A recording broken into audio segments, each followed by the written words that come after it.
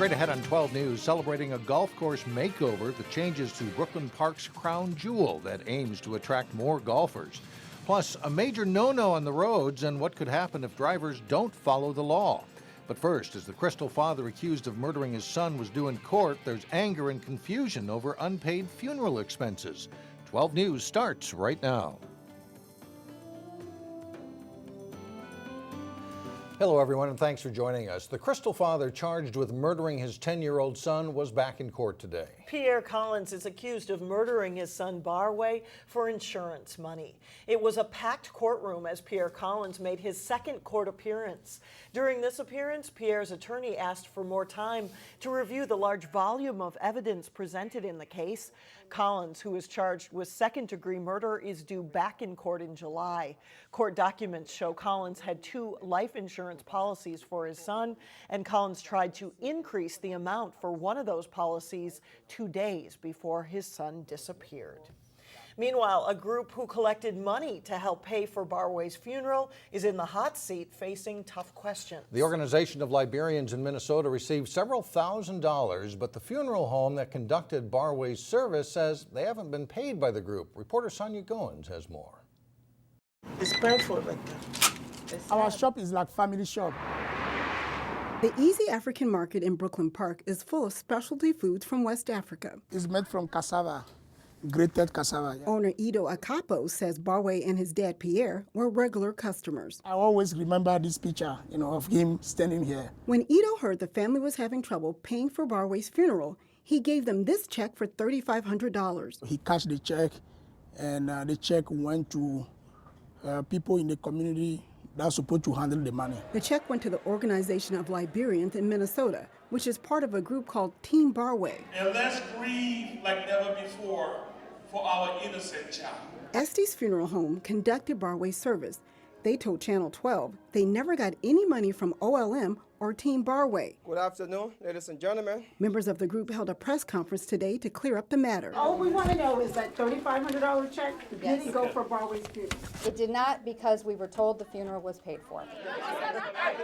Instead, chaos and confusion broke out, with everybody wanting to know where the check went. I was the one that collected the check from our immigrant friend. The check was given and was deposited in a Barway Collins account. Ido says he would be disappointed if the money were misused. It will make me feel a little sad. His customers agree. Oh, it would not be good because that money was given for a purpose, you see. Ido and other people in the community want the money issue to be resolved. We want to make sure everybody does their part so this boy can rest in peace, Now, Estes Funeral Home told me Barway's service cost more than $17,000. They say at least $2,000 is still owed. Members of Team Barway say they have the money, and if more money is needed, they will pay it. Now, Mike and Alex, Crystal Police are also looking into this matter, but they say they can't talk about it because it's part of the case against Pierre Collins. All right, thank you. Thanks a lot, Sonia.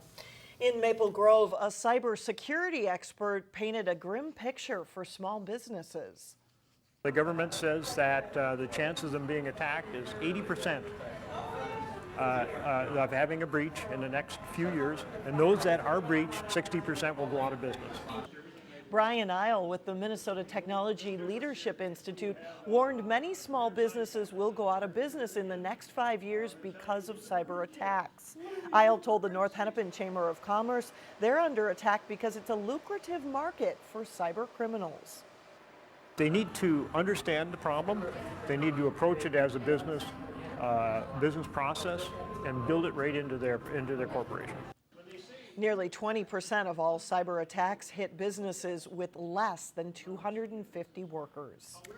After another disruption, state MCA testing will resume on Friday. The Minnesota Department of Education says an outside source is intentionally disrupting the testing. In the Robbinsdale district, the majority of testing has already been completed. We said, make sure you are not planning to do the last of your testing on the very last day. We said, make sure that you are done with testing a few days early because you don't know if the power's going to go out. You don't know if there's going to be a water main break. Something could happen. The disruption that started Wednesday was the second cyber attack in a month.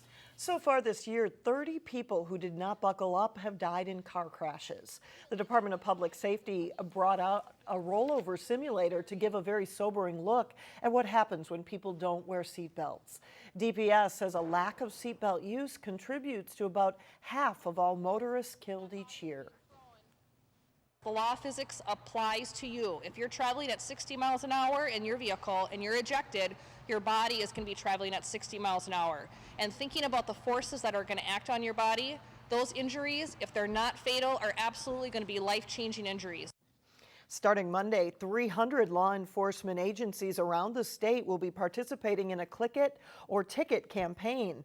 Officers will be pulling people over and issuing tickets for not being buckled up or if they are not buckled up properly. Normally, slow commutes raise the ire of drivers, and now there's another roadblock adding to the frustration, a MnPASS transponder parts shortage. Solo drivers can use the high occupancy toll lanes with a MnPASS transponder that electronically deducts the toll. However, drivers wishing to enroll in MnPASS have to wait until new transponders arrive, and that could take until July. There's currently a waiting list of about 1,100 people. Golf is one of America's most traditional pastimes, but in recent years, participation in the sport has declined. But as Blaine Cleveland reports, officials from Edinburgh, USA hope a $2 million renovation project will help bring new generations of players to Brooklyn Park.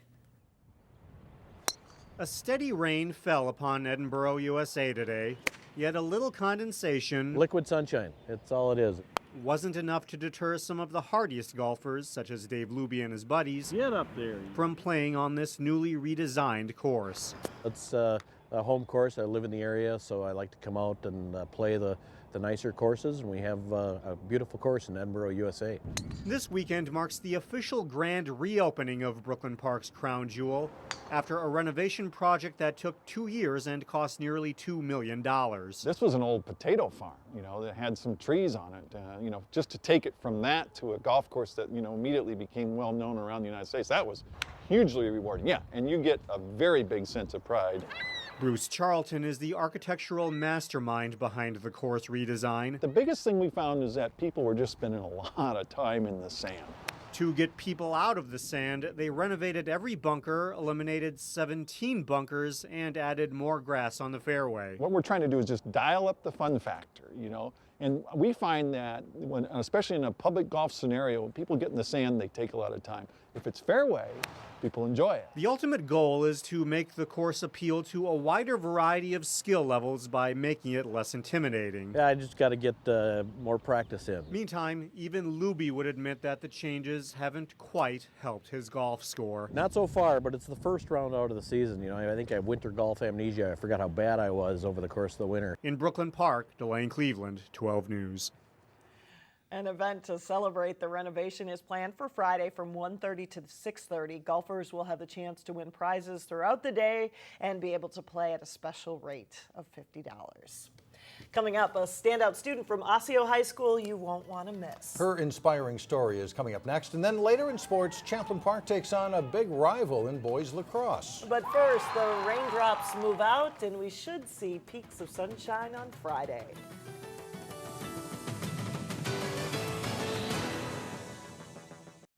This week's standout student is driven and determined, and she knows exactly what she wants to do with her life. Osseo senior Mimi Lee is willing to put in the hard work to see her goals accomplished.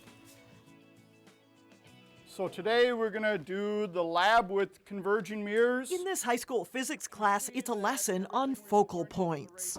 This is 20, 50, 60, 70. For senior Mimi Lee, her principal focus is on her future career as a nurse. I've always been interested in the sciences, and I just thought that really correlated with me wanting to help people. The first thing that caught my eye was her passion for science, but especially the medical field. It's a passion fed and nurtured by the Health Science Magnet program at Osseo High School. But make no mistake, this 18-year-old has worked hard, taking advanced level courses and getting her certification as a nursing assistant. Do you want to measure that? That's what makes the next part of this story so rewarding. So I'm a first-generation American, and my mom and my dad are both from Vietnam, and they came here when they were about 16. Raised primarily by a single mom who emigrated from Vietnam, Mimi recently got 2 rounds of good news. Next fall, she will be one of just 25 students pre-accepted into the uber-competitive School of Nursing at the University of Wisconsin-Madison. And Mimi also got news. She's the recipient of the UW-Madison Chancellor Scholarship for full tuition. And I get this call and I run upstairs, tell my mom, she's just crying. So it's a lot off her shoulders, that's for sure. Mom and daughter are excited about the future at Wisconsin. For Mimi, being the first in her family to go to college is a tribute to the sacrifices made by her mom. She just had a very hard life, so I took that and kind of used that as my drive to work hard in school and get a really good degree so I could give back. Those who know Mimi Lee say her kindness and compassion align perfectly with her future career. She's going to be an amazing nurse. I would actually want her as my nurse. Mimi also plans to go on to graduate school to complete a degree for nurse practitioner. Coming up, good news for burger lovers. Find out what's opening in Plymouth. But first, Maple Grove battles Anoka in softball and baseball with conference titles on the line. John Jacobson has all the highlights coming up next. A close race for a conference softball title, but that final game, not so close. Not so close, and Maple Grove playing some great softball now as we head into the playoffs. The Northwest Suburban Conference softball title came down to the final league game. Maple Grove and Anoka were both unbeaten coming into their matchup Wednesday at Maple Grove. Scoreless through 2.5, but the Crimson strikes in the bottom of the third. Sammy Sadler drops in a hit to score Eleanor Schutte for a 1-0 lead.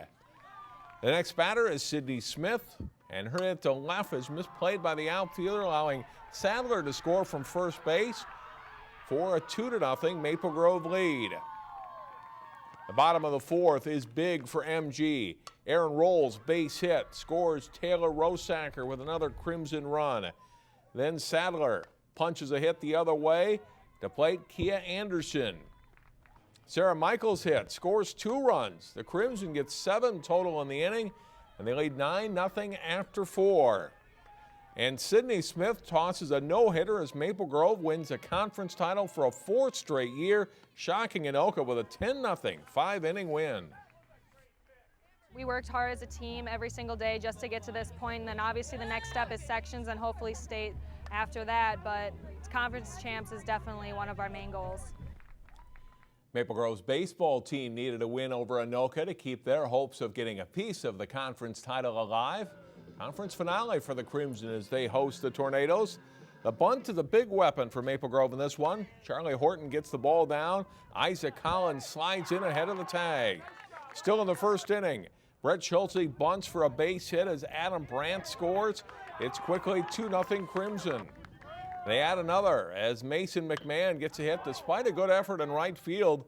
Horton scores and Maple Grove sets the tone early with 3 runs in the first. In the second, Anoka with a suicide squeeze attempt. The bunt, though, is missed, but Trent Palmer is safe. He steals home. Anoka gets 2 in the frame, and they pull within 3-2. In the fourth, Maple Grove adds a run. Drew Lewis singles to right to score Lucas Burrington. That makes it 4-2 Crimson. Schulte makes the lead stand up as he goes the distance, striking out 8.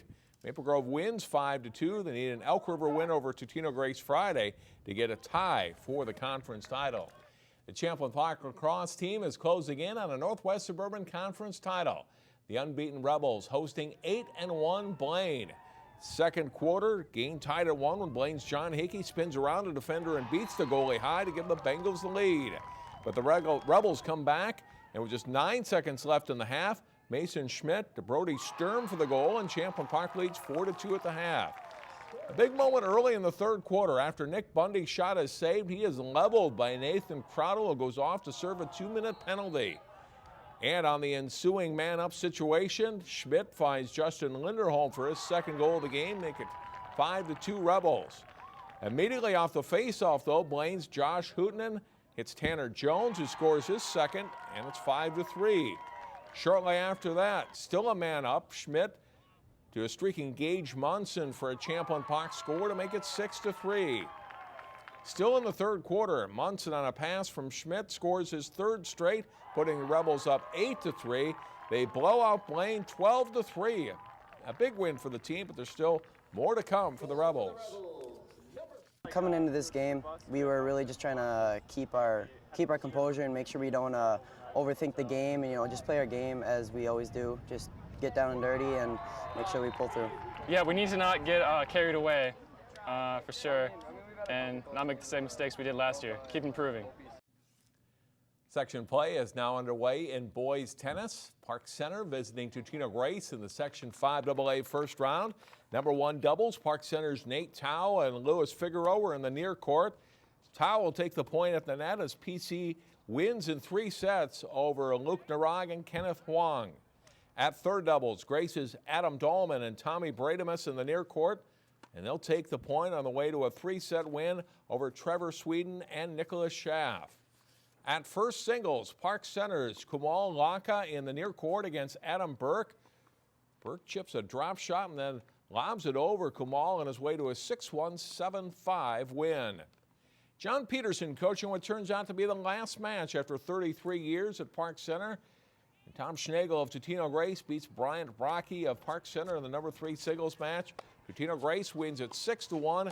All quarterfinals in this section were pushed back a day to Friday because of the rain on Thursday. That's a look at sports for today, and good long career as a coach for John Peterson in that district. All right, thanks a lot, John. Still ahead, one of the most difficult decisions a restaurant owner faces. What it is and what helped a Plymouth man decide to open his own restaurant. We'll be right back.